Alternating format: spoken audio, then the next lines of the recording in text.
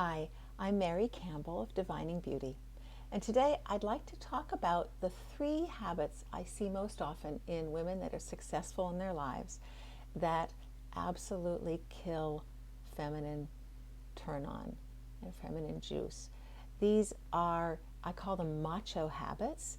They're really the hyper-masculine habits that drive us forward instead of allowing us to be in our flow.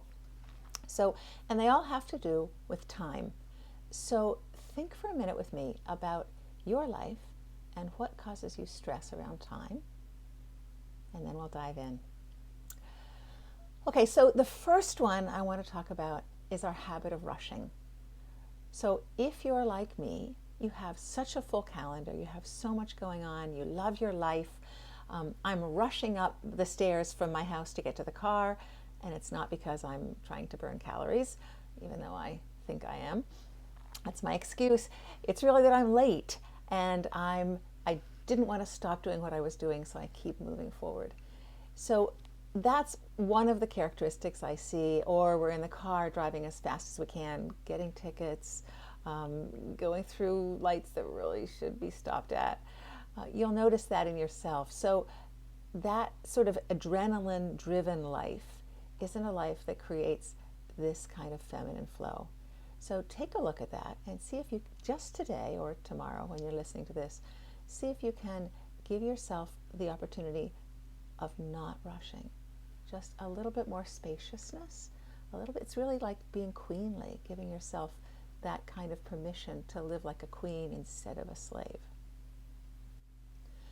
So point number 2, habit number 2 that successful women do that drives us to distraction is this multitasking thing. Now, that is natural to the feminine. If you can imagine, in prehistoric times, women had the capacity to nurse the baby and tend the fire and watch out for the cougar over the mountain. That sense of being able to do many things at once is what makes us so good at life. It makes us so good at so many things. But we are driven by this overextension of our multitasking. So we just keep piling more on. I'm sure you notice this with your tendency to talk to somebody on the phone and find yourself doing something else, like scanning through Facebook or doing your checkbook or who knows what else. There's so many, or maybe eating lunch. So I challenge you now to see if you can give yourself a meal where you're only eating. Maybe you're talking to a friend, but if you're alone, watch how hard it is to just eat. How easy it is to pick up a magazine or a book, how easy it is to click on the computer, how easy it is to do so many other things instead of being present in the moment, in your senses. I mean, you're eating food that hopefully is delicious, that's beautiful, that you've really invested in bringing this to yourself. So make that an experience of pleasure and not an experience of, again, adding too many multitasking projects onto your life. See what happens for there. And 3, because we are women, we have estrogen in our bodies that allows us, in fact, encourages us to connect. We are constantly looking out for the benefit and the well-being of others. That natural tendency that makes the feminine so beautiful, that really makes life beautiful for everyone on earth, also creates this sense that there's always more to take care of, more to do. Many women find their identity by how much they give. And usually what that means is that they're not giving to themselves. So you can look at your life and see if this applies to you. Or maybe you're somebody who does the manicures and pedicures and gets your hair done and gives yourself massages. But really, are you taking care of the deepest needs of yourself? It's great to do all that, and it's fun and wonderful, and I love it too. But also, I watch how easy it is to do those things and not really listen to my deeper needs for silence, for time in nature, for quiet, for resting. Those needs, those deeper needs, we may not even find in a day that's so busy, that we've been pushing so hard, rushing so much, multitasking so much, that by the time we get home, by the time we've gotten dinner over and taken care of everybody else's needs, we just collapse. There's no chance to actually be in our pleasure. So I challenge you to do this.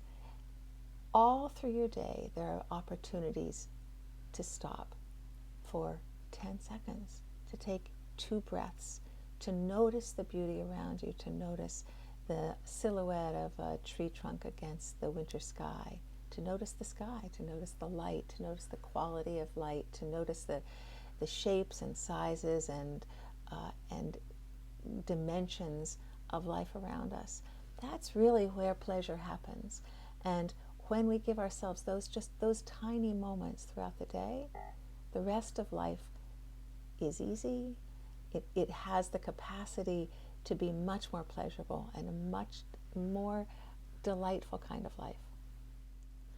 When we give ourselves those moments to stop, to actually be in the experience of this moment, to find the pleasure that's there, then we have a richer experience for our lives. We can be more in our feminine flow.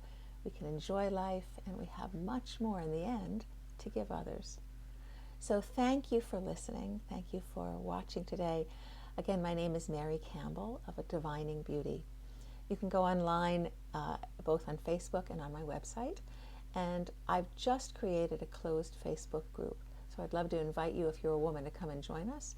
Tonight at 9:15, I'll be diving more deeply into this very subject around the way we use time that robs us of our pleasure. So go on Facebook, request to be a part of the group, and hopefully I'll see you tonight, and if not, in the future. Take care.